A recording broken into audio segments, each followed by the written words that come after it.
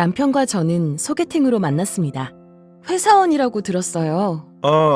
네, 그렇긴 한데. 소개팅 자리에서 처음 만난 남편은 뭔가를 감추듯 얼버무렸어요. 도저히 거짓말은 못하겠네요. 이런 얘기하면 영희 씨한테 점수 깎일 것 같긴 한데 저 회사 곧 그만둘 거라서 사실 거의 백수나 마찬가지입니다. 네?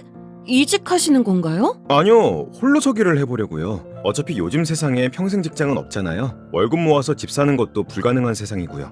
그래서 자격증을 준비하고 있어요. 다 솔직하게 제 입으로 불어버렸으니 백수랑 만나달라는 말은 차마 못하겠고 제가 자격증 따면 연락드릴게요.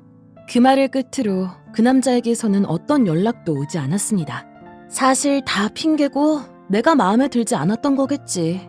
그렇게 생각하고 있을 무렵 몇 달 만에 연락이 왔습니다. 저 공인중개사 붙었습니다. 스테이크에 와인 드시죠? 저는 남편의 당당한 태도가 싫지 않았습니다. 그리고 얼마 후 남편을 다시 만났습니다. 무슨 애프터를 4개월이나 지나서예요? 영희 씨는 그걸 또 왜 받아줬습니까? 그렇게 우리의 만남이 시작되었습니다. 그 사람은 얼마간 남의 사무실에서 일을 배운 후 회사 퇴직금에 그간 모은 돈을 더해 공인중개사 사무소를 차렸습니다. 어때? 좀 작지만 괜찮지? 아늑하네. 저기 저 아파트 보여? 저기 맨 위가 펜트하우스인데 복층이야. 옥상 쪽으로도 트여 있어서 바베큐도 할 수 있어. 이 동네에서 제일 좋은 집이야. 영희야, 내가 돈 많이 벌어서 꼭 저기서 살게 해줄게. 남편은 그 약속을 지키려고 정말 열심히 일했습니다. 한 번 만난 고객은 포기하는 법이 없었어요. 여보세요? 네네 사장님. 아이고, 지금 당장 결정하시는 게 아니라요, 정보를 드리는 거죠. 네네 알겠습니다. 네, 언제든지 연락 주세요. 여보세요? 아이고 사장님 안녕하세요. 예 308동 매물이요.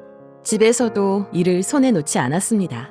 초반엔 생계를 걱정할 수준이었지만 조금씩 숨통이 트이기 시작했고 몇 년이 지나 둘째가 태어났을 때쯤엔 조금 여유로운 생활을 할 수 있게 되었습니다. 이번 여름 휴가는 해외로 갈까? 아기가 아직 어리니까 제주도가 낫지 않을까? 집값이 폭등하면서 남편은 한층 바빠졌지만 그만큼 얼굴에는 생기가 넘쳤습니다. 그리고 남편이 다달이 주는 생활비도 늘어갔습니다. 500? 이렇게 많이 줘도 돼? 이 사람이 뭘 그 정도 가지고 놀라. 내가 요즘 얼마 버는지 알면 놀라 자빠지겠는데? 얼마 버는데? 알면 다쳐. 내가 알아서 잘 굴려볼게. 생활비 부족하면 얼마든지 말해. 남편 수입을 정확히 모른다는 게 좀 찜찜하긴 했지만 열심히 사는 사람이니 믿고 맡겼습니다. 그렇게 세월이 흐르고 아이들도 많이 자랐습니다. 아빠, 우리도 호캉스 가자. 우리 반 민수네는 호텔 수영장 갔다 왔대. 호캉스? 그래, 그러자. 못 갈 거 뭐 있어. 당장 이번 주말에 가자. 그렇게 우리는 갑작스럽게 호캉스를 가게 되었고 남편이 수영장에서 아이들과 놀아주는 사이 남편 핸드폰이 울렸습니다. 부동산 일을 하는 남편에게는 전화 한 통이 중요하다는 걸 알기 때문에 얼른 확인했는데 전화가 아니라 문자 메시지였습니다. 그것도 대출 상환에 관한 메시지였어요. 이게 뭐지? 문자 메시지를 확인해보니 남편은 높은 이자로 대출을 받은 내역이 있었습니다. 무려 연 이자율은 17.2%였어요. 저는 너무 놀라 다른 문자도 찾아봤습니다. 그런데 대출 이자 독촉 문자가 한두 건이 아니었어요. 적게는 몇백부터 많게는 몇천까지. 금리도 대부분 시중은행 금리 수준이 아니었습니다. 저는 남편을 불러 물었습니다. 여보, 왜 대출을 그렇게 많이 받은 거야? 대체 무슨 일이야? 어떤 거? 내가 언제? 솔직히 말해. 나 정말 그런 적 없어. 나? 다 알고 있어? 얼버무리려던 남편은 제가 정색을 하자 비로소 사실을 털어놓았습니다. 몇 년 전에 왜 집값이 폭등했을 때 있잖아. 남편은 부동산 폭등기에 중개수수료로 돈을 제법 벌었다고 했어요. 일반 회사의 부장급 월급을 하루에 벌 정도였다고 했습니다. 그러다 문득 이런 생각이 들었다더군요. 남들은 수십억짜리 아파트도 턱턱 사는데 난 이런 식으로 돈 모아서 대체 언제 부자가 되지? 남편은 가진 돈을 모두 주식과 코인에 투자했고 그 결과 큰 손실을 봤다고 합니다. 그건 그렇다고 쳐.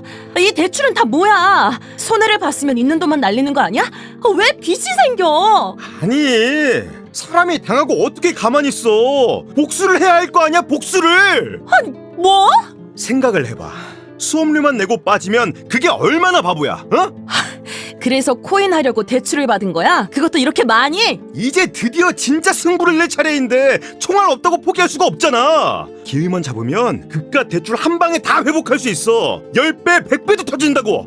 여보, 그래서 말인데 기왕 이렇게 된 거 당신 명의로도 대출 좀 땡겨보자, 어? 그 순간 남편의 눈빛은 완전히 다른 사람 같았습니다.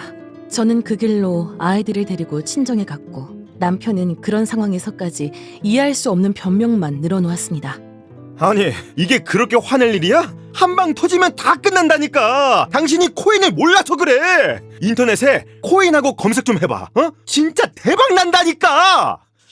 변호사님, 저는 정말 모르겠어요. 어떻게 사람이 그렇게 된 걸까요? 지금 그 사람 수입으로는 원금은 둘째치고 이자도 못 갚고 있을 거예요. 그런데 어떻게 아무렇지 않게 말하는 걸까요? 의뢰인은 잠시 말을 잇지 못했습니다. 그렇게 큰 빚이 생기는 동안 인생의 파트너인 저한테는 상담 한마디 안 했다는 게, 그리고 지금도 그게 문제라고 생각하지 않는다는 게 너무 배신감에 들고 절망스러워요. 오래 고민했지만 저는 역시 이 사람이랑 더는 살 수가 없을 것 같아요. 제가 너무 예민한 걸까요? 그렇지 않아요. 말씀을 들어보니 남편은 지금도 여전히 코인 매매를 하고 있는 것 같고 반성의 뜻이나 그만둘 생각도 없어 보여요. 우리는 의뢰인의 이혼 청구 소송을 진행하기로 했습니다.